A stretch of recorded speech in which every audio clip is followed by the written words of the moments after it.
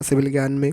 दोस्तों, जैसा कि आप सभी जानते हैं कि अब कुछ ही दिनों में आपकी आंसर की आ जाएगी। तो आपको ज़्यादा परेशान नहीं होना है कि मैं एसएससी जेईई मेंस को लेकर तैयारी कैसे करूं या ना करूं।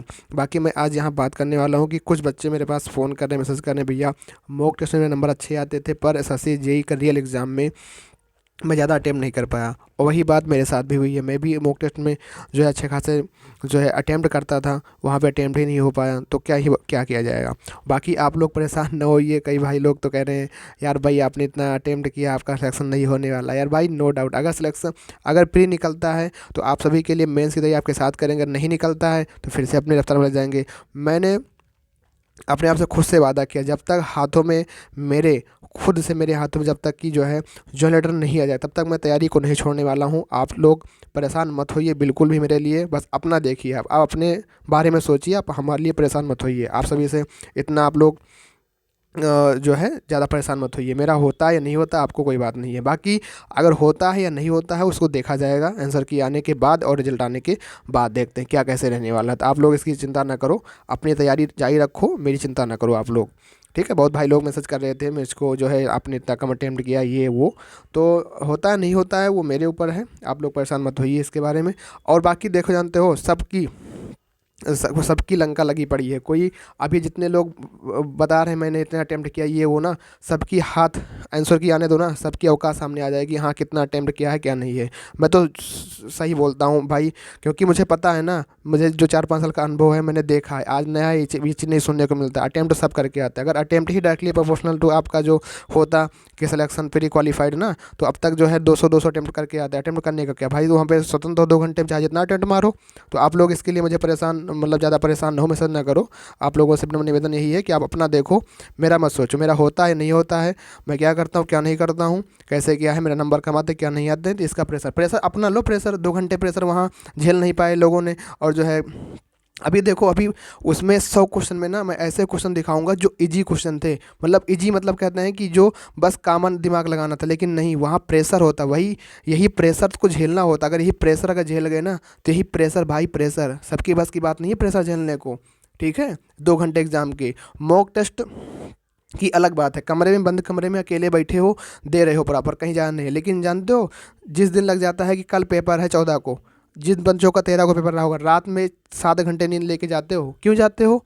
क्योंकि प्रेशर पड़ा हुआ है ना भाई। प्रेशर यहीं शुरू हो जाता है, प्रेशर कि हाँ सोएंगे नहीं ज़्यादा तो कैसे एग्जाम में अच्छा क्वालिफाइड कैसे इनपुट निकल के आएगा, हमारा आउटपुट कैसे देंगे वहाँ पर पे। फिर उसके बाद एग्जाम सेंटर पहले पहुँचते हो, वहाँ पे बैठे रहते हो, तो ये सब एक र्यूमर बन जाता है आपका। ठीक है। और वही जब उसके बाद लाइन में लगते हो, बकायदा सारे आपके डॉक्यूमेंट चेक होते हैं कि आप हाँ, फिर थंब अंगूठा लगता है, उसके बाद जा करके सीट पर बैठने को पाते हो, फोटो खींचा जाता है, सारी कुछ चीज़ें होती है। तो एक प्रेशर बनता चला जाता है इंसान के। और कभी कभी अंगूठा ना लगे तो, कभी कभी हो जाता है सिस्टम बंद हो जाए तो सारे प्रेशर को वहाँ झेलना पड़ता है। वही प्रेशर जो खेल गया वो निकल जाता है।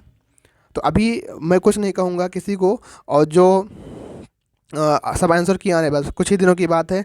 आंसर की जल्दी 7 से 8 दिन 10 दिन में आपको इसी महीने में आंसर की देखने को मिल जाएगी। आप लोग देखिएगा अपनी अपने आंसर की, और अपनी औकात सबको देख लीजिएगा। और जिन भाई लोगों को लगता है कि हमारा मेंस अभी से क्वालिफाइड है, तो और जो अभी मेरे न्यू साथी जुड़े हुए हैं, मैं उनसे कहना चाहता हूँ, आप अभी क्यों परेशान हो रहे हो। अभी 1 साल 6 महीने सही से तैयारी करते हुए आपको हुई नहीं है, आपको लग रहा है कि हम एसएससी उखाड़ फेंकेंगे। एसएससी इतना आसान नहीं है, इतना टफ भी नहीं है, इतना आसान भी नहीं है। अगर एसएससी इतनी आसान होती तो सब लोग क्वालिफाइड होते अब तक। जो है ठीक है, अब तक हम क्वालिफाइड कर लिए होते, अब तक हम बन गए होते। लेकिन एसएससी इतना टफ भी नहीं है जितना लोगों को लगता है, जो छोड़ के भाग जाते हैं। क्यों ड्रॉप आउट कर रहे हो भाई। बहुत से लोग हैं जो छोड़ने को सिखा रहे। भाई छोड़ के क्या करोगे, छोड़ के जाओगे कहाँ पे तुम। अगर आपने 3 से 4 साल अपनी तैयारी को दिया है, तो आपको क्या लगता है कि आप जो है यहाँ से जाने के बाद बहुत बड़ा कर दोगे, बहुत बड़ा आपका हो जाएगा। क्या करोगे बताओ। अभी आपके सामने कोई एग्ज़ाम नहीं देख रहा होगा। अभी मान लो आपके पास एलएमआरसी जेईई है, उसके बाद फिर यूपी आर्मी आपने भर रखा है, अच्छी बात है, डीडीए जेईई है। तो ये सारे एग्जाम आप इस पर टारगेट करो ना।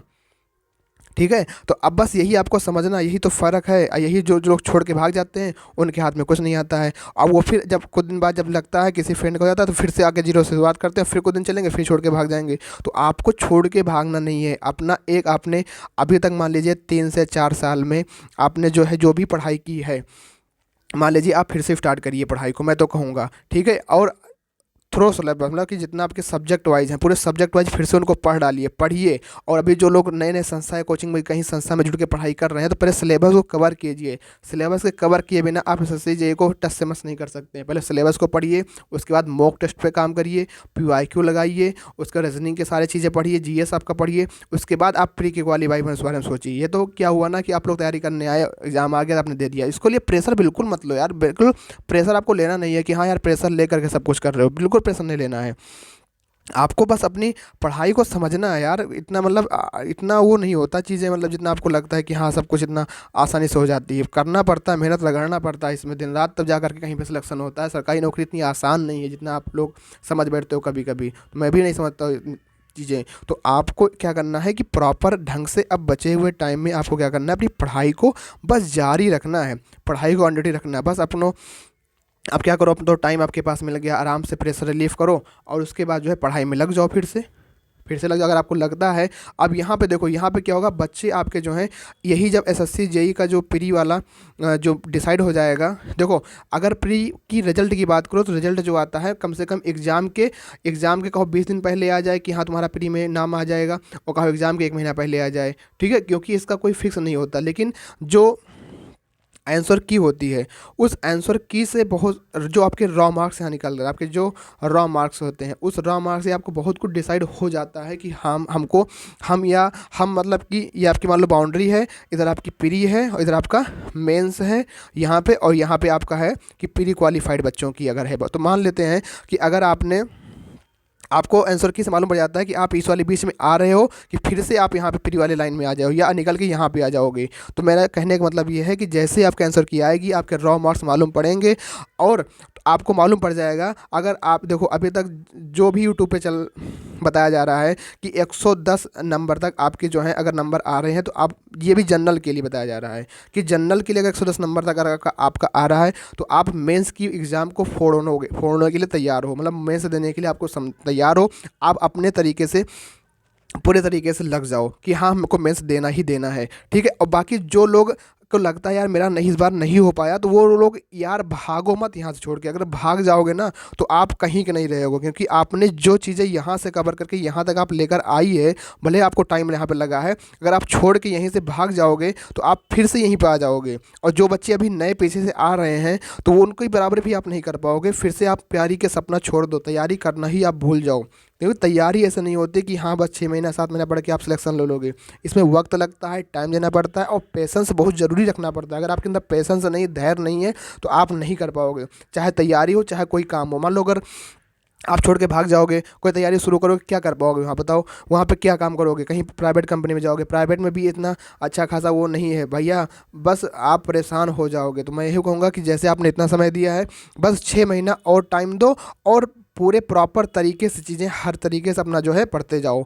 मान लो हम ये कह रहे हैं कि मान लो 2023 का मान लो एसएससी जेईई आपको फोकस कर रहे हो जो है, तो अब अभी से तुम स्टार्ट करो ना, अभी से तुम पढ़ना स्टार्ट करो। अभी उसका कुछ नहीं होने वाला, कम से कम अभी मार्च अप्रैल हो सकता है, अभी कोई फिक्स नहीं है, अप्रैल मई तक जा करके हो सकता है कहीं प्री अगर हुआ तो नोटिफिकेशन वगैरह आ जाएगा मान लो, तो प्री उरी वही मतलब 4 5 6 महीना आपके पास है। तो आप अपने थ्योरी तरीके से पूरे तरीके से पढ़ते इसको चले जाओ, ठीक है। तो इस तरीके से जब पढ़ोगे ना तो आप एक बार अंदर से बूस्ट आ जाए। मैं कहता हूँ यार देखो, मेरे लिए जो परेशान होते हैं, मैं कहता हूँ यार मैंने अपना 100% दिया, 100% दिया। अब क्या मैं अपनी मतलब कि क्या कहता हूँ ना बिल्कुल से वो कर दूँ? मैंने जितनी देखो हर एक इंसान तैयारी करता है, उसके अंदर जितनी जान होती है, जितनी उसके अंदर होती है ना करने की क्षमता, वो उतनी क्षमता से करता है। कोई इंसान अगर लगा हुआ है भाई, आपको क्या पता 4 5 साल से अगर मैं लगा हूँ, मैं पढ़ाई कर रहा हूँ, तो क्या आपको लगता है मैंने जो है कम मेहनत की है? मैंने अपनी जो 100% होती है मैंने पूरा दिया है।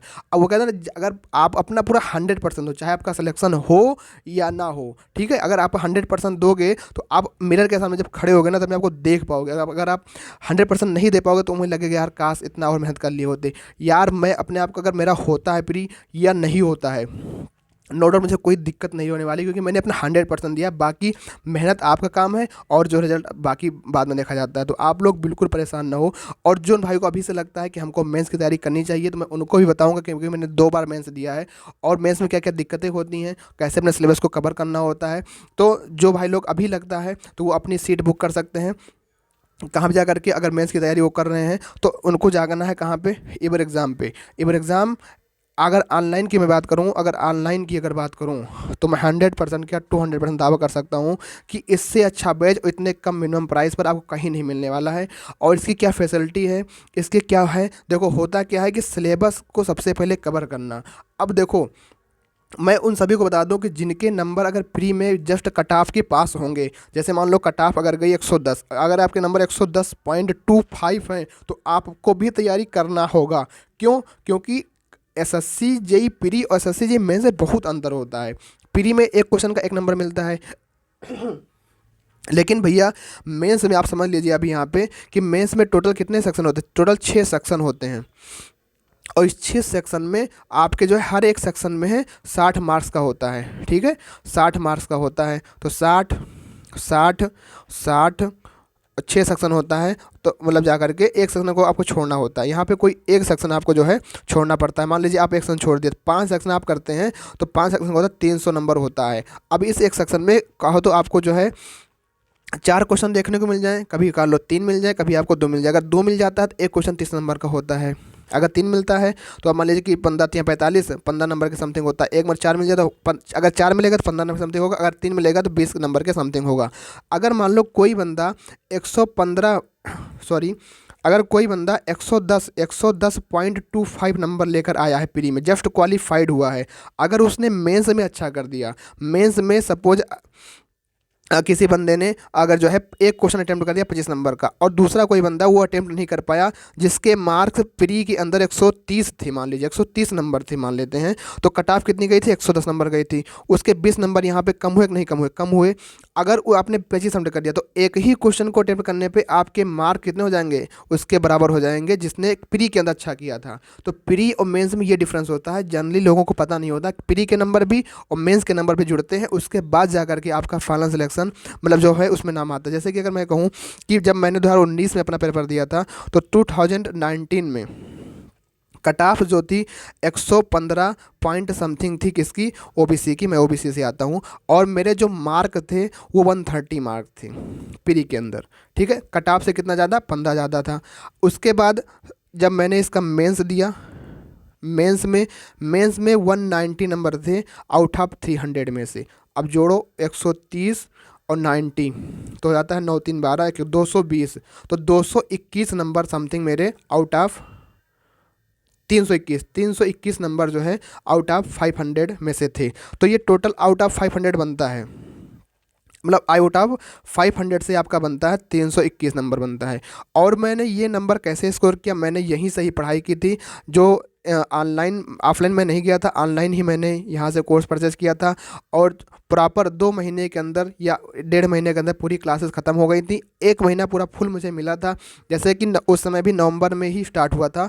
और नवंबर दिसंबर जनवरी, नवंबर दिसंबर जनवरी, शायद दिसंबर में स्टार्ट हुआ था, और जनवरी फरवरी, दिसंबर जनवरी फरवरी, इन 3 महीनों में मतलब फरवरी के मिड तक ही पूरा सिलेबस ख़त्म हो गया था। 21 मार्च सन 2021 को मेरा मेंस था, 21 मार्च सन 2021 में मेंस था, 21 मार्च को मेरा मेंस था, ठीक है। तो मैंने जब 21 मार्च को मेंस दिया तो उसमें 1 महीना मैंने फुल रिवाइज किया था। और ये क्यों पॉसिबल हुआ, ये पॉसिबल हुआ क्यों, क्योंकि 1 महीने के अंदर, 1.5 महीने 2 महीने के अंदर पूरा सिलेबस कवर होगा। अगर सिलेबस नहीं कवर हो पाएगा था, और मैंने 10 फुल लेंथ टेस्ट भी दिए थे, मैं अपनी कॉपी दिखाऊंगा, अभी मेरे पास कॉपीज हैं, जब मैं मॉक टेस्ट लगाता था, जब मैं फुल लेंथ देता था, कैसे मेरे नंबर आते थे, क्या रियल मतलब जो मॉक टेस्ट यहाँ सर का होता था वो थोड़ा लेंदी होता है, क्योंकि आपकी स्पीड और बढ़ सके, ताकि आप एग्जाम में जब बैठोगे तो आप और अधिक फ्लो तरीके से लिख पाओगे। तो ये सर का पैटर्न होता है। और यहाँ पे प्रॉपर आपको 350 से 400 घंटे में इसको पढ़ा दिया जाएगा। बैच 6 दिसंबर स्टार्ट हो रहा है, 6 महीने वॉलंटरी रहेगी। कोर्स का आपका कंप्लीट 2 महीने के अंदर कोर्स कंप्लीट हो जाएगा। 1 महीना पूरा फुल मिलेगा आपको प्रैक्टिस करने के लिए, अगर आप फुल तरीके से प्रैक्टिस कर लोगे। देखो मेंस में सब कुछ पता है कि आरसीसी के अंदर स्लैब डिजाइन आएगा, फुटिंग का क्वेश्चन आएगा, सर्वेइंग में राइज एंड फॉल मेथड का क्वेश्चन आएगा, लोकल ट्रैक्शन क्वेश्चन आएगा, और आपको सॉइल मैकेनिक्स के अंदर जो है आपको active pressure and passive pressure पे क्वेश्चन आएगा। तो ये फिक्स है, बस आपको क्या करना है, इनको रटना तरीका नहीं होता, मतलब एकदम घिस डालो। पेन 2 घंटे वहाँ रुकनी ही नहीं चाहिए, बिल्कुल एकदम पेन स्मूथली खटाखट खटा चलती रहे, रुके ही ना पेंसिल, तो मतलब पेन आपकी रुके ना 2 घंटे, क्योंकि आपको सोचना पड़ेगा, दिमाग में सब कुछ फीड हो कि ये क्वेश्चन हाँ ये आंसर होगा, मतलब रटना तरीके से। क्योंकि 2 घंटे के अंदर वहाँ पे 300 नंबर का मार्क्स करना इम्पॉसिबल होता है, लेकिन उसको हम लोग पॉसिबल बनाते हैं मेहनत कर करके, अपने दम पर, ठीक है। तो आप लोग परेशान मत हो, इधर उधर ज़्यादा मत भागो। आप लोग को अगर कोई डाउट है तो देखो ये नंबर तो पर्सनल एग्ज़ाम का, अगर कोई पर्सनल दिक्कत होती है आप वहाँ कर सकते हो। और उसके बाद मैं अपना यहाँ पे एक नंबर देता हूँ 8934991998। अगर मेंस से रिलेटेड कोई भी आपको क्वेरी है कैसे क्या है, तो आप इस पर कॉल कर सकते हो, ठीक है। अगर मैं अगर नहीं होती है कॉल, सबसे पहले आप इस पे मैसेज करिएगा, क्योंकि इस पे कॉल अगर ज़्यादा नहीं लगेगी, क्योंकि बहुत से लोगों की कॉल आती है और इस पे जो है हमेशा डिसेबल में रखता हूँ। तो अगर आप लोग पहले मैसेज करोगे तो मुझे जानकारी मिल जाएगी, मैं आपसे बात कर सकता हूँ, ऐसी कोई बड़ी बात नहीं है। अगर मेंस के रिलेटेड कोई क्वेरी है तो आप कर सकते हो, कोई दिक्कत आपको नहीं होने वाली है। बाकी मैं खुद बताऊंगा, मतलब अभी आपको और दिखाऊंगा मैंने मेंस की तैयारी की थी 2 बार में, और कैसे क्या चीज़ें हुई थी, तो आपको सब बताने वाला हूँ। तो इसके लिए आपको बेफिक्र रहिएगा। और तो ये समझ में आया, अगर प्री में जस्ट आप क्वालिफाइड होते हैं तब भी आपको मेंस की तैयारी करना ही करना है। तो ठीक, ये बातें हो गई, क्योंकि आपने देखा तो 321 नंबर थे मुझे। बीआरओ का मिला था, लेकिन बीआरओ मुझे मिल रहा था, क्योंकि उस बार बीआरओ कट ऑफ 305 थी। पर मेरे पास जो है 2 ईयर एक्सपीरियंस नहीं होने की वजह से मैंने बीआरओ नहीं मिला, बीआरओ छोड़ दिया, क्योंकि सीपीएलडी कट ऑफ 350 के लगभग थी, और इस तरीके से मैं बीआरओ फिर अटेंड नहीं हुआ मेरा। तो ये बातें हैं, ठीक है। इस बार देखते हैं क्या होता है क्या नहीं। अगर अच्छा होता है, बस कट ऑफ, बस जस्ट कट ऑफ क्वालिफाइड हो जाए यार, बस मेंस में एंट्री कर जाए कि हाँ भाई एंट्री हो गया, तू चल मेंस की तैयारी कर ले। तो इस बार तो पूरी उम्मीद है कि हाँ अच्छे से करके आएंगे यार, ठीक है। बाकी मर्जी, देखते हैं क्या होता है।